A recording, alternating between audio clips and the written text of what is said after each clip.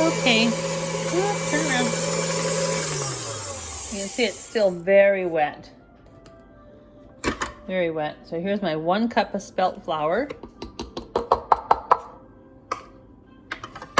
And again, start slow.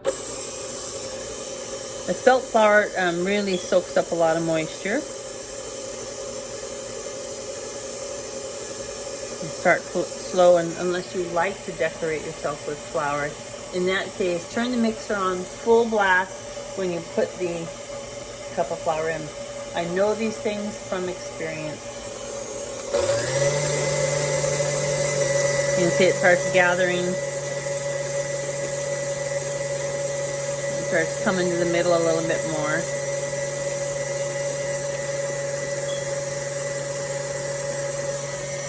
I love my KitchenAid. Otherwise, all this wonderful kneading would be done by hand, and then that's just messy. Okay, so at this point, that's mixing really well. And so I'm going to add more flour, just 1 spoon at a time.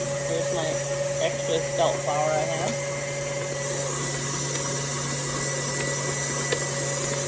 I'm going to turn this down though, because like I don't really want to wash my hair again.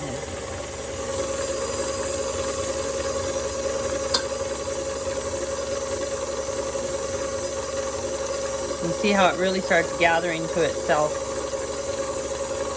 pretty quick here.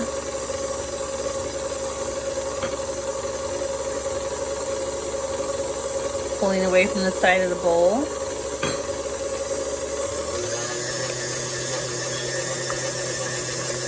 And you can see it looks a little elasticy over there. My KitchenAid wants to dance right off the counter. It did one time. I thought I broke it, but instead I put a hole in my floor. Watch those KitchenAids. They cannot be trusted. Okay, so that's what it's looking like. I'm going to add another spoon of spelt flour. Every time you do this, it's a different amount of flour. I don't know why. But like I said, I'm just adding it 1 spoon at a time. 1 little bit at a time. My KitchenAid is sounding tired. I hope I don't lose it. Okay, I'm going to turn it off. I want to feel my dough and see how sticky it is. It's still pretty sticky. Maybe just a little more of the spelt. I've got maybe an 1/8 of a cup there.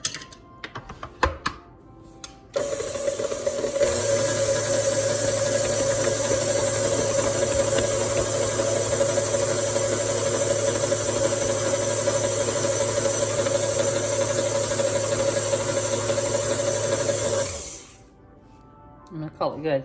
See, it's still sticky and globby, but it's still very, very moist. It's sticking to my finger. So I'm gonna take it off. I'm gonna see if I can set you here so you can see what I do here. All right.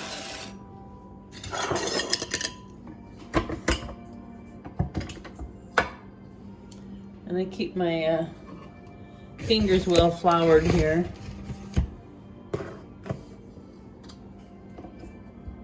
Take this dough hook out. Stay in there. Take this off. Put this over. I'm gonna throw some flour on my counter. Put it about. And with very floury hands, I just start scraping it with my fingers out away from the sides of the bowl, until it'll let go on its own. Let go!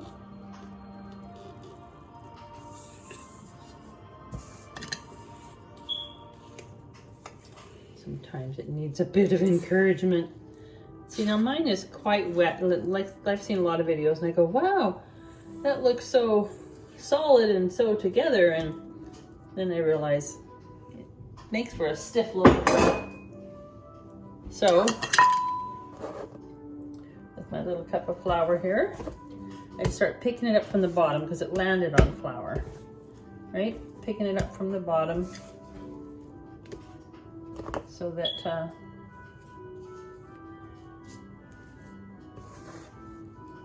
now if you wanted to add cranberries or something like that to your dough, this would be a good time to do it. Sprinkle it on top and knead it in, like if you were making a special bread.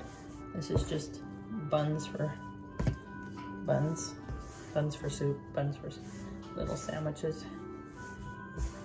And you can make cinnamon buns really good with this dough. When I'm going to make cinnamon buns, I don't put in that cup of extra grain. Depending on whether you want all white flour. If you do this with all white flour, they raise like crazy. They're wonderful. They're just not as nutritious. And so that's why I do that. So I'm just kneading it a little bit to make sure it's all holding together. And okay, now I've got this very well greased bowl here. And I'm going to pick it up by the top. It's all around there. I'm going to put it in the greasy bowl, roll it a little bit, pick it up, and turn it back upside down. Like that. Now, it's ready to raise. Now, I cover it with saran wrap because I have cats and they are not to be trusted. Tea towel works fine for people who do not have untrustworthy cats. Anyway, I'm going to let it double in size, and then we'll have, I don't know, I think, was this part 3 already? We'll have the next part of our making bread. I don't clean up my countertop at this point too much because I'm just going to be throwing that dough back on the counter. But I did previously clean the countertop with vinegar just so that it's sterile. It's not sterile, but you know, vinegared. So anyway, I'll bring you back when this dough is raised to double its size. This is my second batch, so I don't have to bake for a couple days. And so here's another bowl, and this is already rising. When it gets double its size, then I will have this to make too. Thinking about Christmas here. So, I'll be back.